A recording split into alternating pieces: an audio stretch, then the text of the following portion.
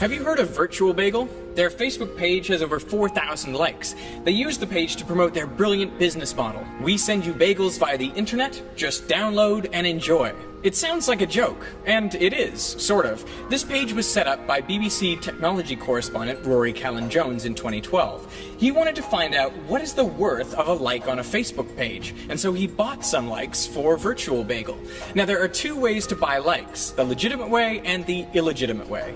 The illegitimate way is to go to a website like boostlikes.com and purchase some likes. You can get 1,000 for $70. Sites like these use click farms in developing countries like India, the Philippines, Nepal, Sri Lanka, Egypt, Indonesia, and Bangladesh. Here, employees are routinely paid just $1 per 1,000 clicks of the like button. So Facebook explicitly forbids buying likes in this way.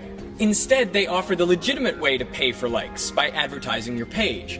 Prominently displayed is a link to get more likes, with a promise, connect with more of the people who matter to you. And this is how Virtual Bagel got its 4,000 likes. Rory Callan-Jones paid $100 to Facebook and the likes rolled in. He targeted his ad to the UK and the United States, but also to countries like Egypt, Indonesia, and the Philippines. Now, where do you think Virtual Bagel was most popular? I'll give you a hint, it wasn't the US or the UK. But within a day, he had over 1,600 likes, mostly from developing countries. Now, what was more problematic was the people who followed Virtual Bagel looked suspicious. For example, there was one Cairo-based follower whose name was Ahmed Ronaldo. His profile consisted almost exclusively of pictures of Cristiano Ronaldo, and he liked 3,000 pages. Callan-Jones also observed that his new throng of fans was particularly disengaged, just as you'd imagine those from a click farm would be. But he hadn't hired a click farm. He had paid for Facebook ads. This story was reported in July 2012. In August, Facebook reported they had identified and deleted 83 million accounts. That was 9% of the total at the time. This resulted in noticeable drops for popular singers and celebrities. So did they delete all of the fake likes? Nope. Not even close. I know because most of the likes on my Facebook page are not genuine. In May 2012, I received a number of emails from Facebook offering me $50 worth of free promotion of my page, which at the time had only 2,000 likes. My YouTube channel had 20 times that following, so I thought surely this free paid promotion could help me reach more of the people who mattered to me. And immediately I could see the results. Within just a few days, my likes had tripled, and they kept on growing, thousands per day. And after a few months, I had 70,000 Facebook likes, which matched my YouTube subscribers at the time. Now, what was weird was my posts on Facebook didn't seem to be getting any more engagement than when I just had 2,000 likes. If anything, they were getting less engagement. Now, I didn't understand why at the time, but I've since realized it's because most of those likes I was gaining through Facebook ads were not from people who were genuinely interested in Veritasium. How do I know? Well, because fake likes behave very differently from real followers. Have a look at this graph of the engagement of my Facebook followers. Now here I'm plotting countries as bubbles. So this is Canada, and the size of the bubble represents the number of likes I've received from that country. So this is the United States. It's a nice big bubble. Now I'm ranking these countries on the horizontal axis based on what percentage of the likes have engaged with my page this month. So as you can see, roughly 30% of Canadians and Americans have engaged with my page, but they are not as active as the Germans, where over 40% of my likes have engaged, and they are not as active as the Austrians, a small but passionate group of Veritasium fans at nearly 60%. These are all of the other Western countries, so you can see that it's common for between 25% and 35% of my page likes to engage with my page every month. Now here is Egypt, where less than 1% of my likes have engaged with my page. Now this is India, the Philippines, Pakistan, Bangladesh, Indonesia, Nepal, and Sri Lanka. That's a big following, but no engagement. Together, all of these countries make up 80,000 likes. That's roughly 75% of the total likes I had before my last video. And these are the profiles that followed me when I used Facebook advertising. And they're worse than useless. Here's why.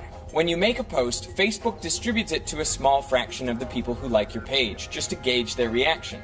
If they engage with it by liking, commenting, and sharing, then Facebook distributes the post to more of your likes and even their friends. Now, if you somehow accumulate fake likes, Facebook's initial distribution goes out to fewer real fans, and therefore it receives less engagement, and so consequently you reach a smaller number of people. That's how a rising number of fans can result in a drop in engagement. And from this, Facebook makes money twice over. Once to help you acquire new fans, and then again when you try to reach them.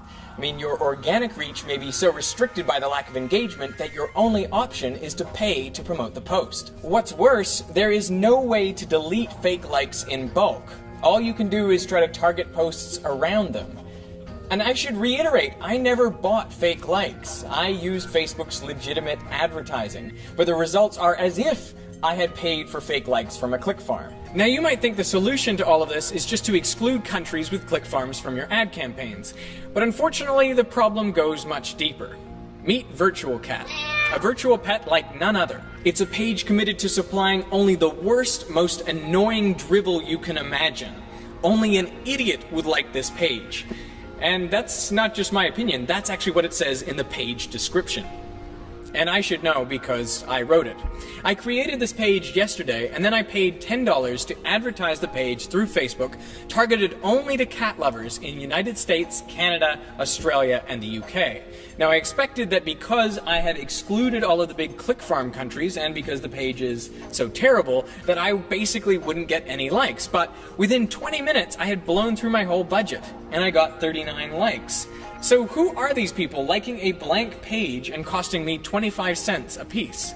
All of the profiles were from the places I had targeted, mostly the US, but there was something strange about them.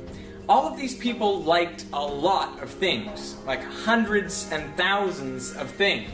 And a lot of the things they liked were odd too. Like in one account, this person liked T-Mobile, AT&T, and Verizon. They liked Jeep and Lexus and Mercedes and Volvo and Volkswagen. They liked everything. Other accounts I saw, they liked kitchen scrubbers and they liked mouthwash. Who reports that on their Facebook page? It baffles me. So the real mystery to me is why someone somewhere would click on ads that they didn't care about without making money from them. I mean, I don't think these clicks came from bots. They're too easy to identify and eliminate. And I also don't think for a second Facebook would pay click farms to click on those ads to generate revenue for them. So it really seems like a mystery. And then in this article, I found what I think is the most reasonable hypothesis. Click farms click the ads for free.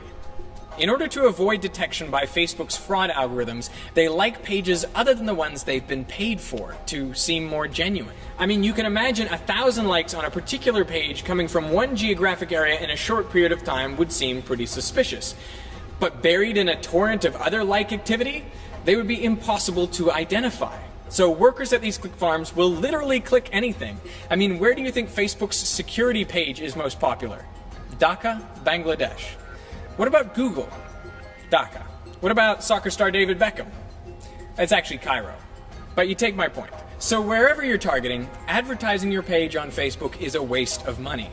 I wish Facebook would remove the fake likes from my page and from all the others. But that would mean admitting that they have generated significant ad revenue from clicks that weren't genuine, which then suppressed the reach of pages who had low engagement, forcing those pages to pay again to reach inauthentic fans. So the truth is, Facebook benefits by maintaining this status quo, because the reality is, nobody likes this many things.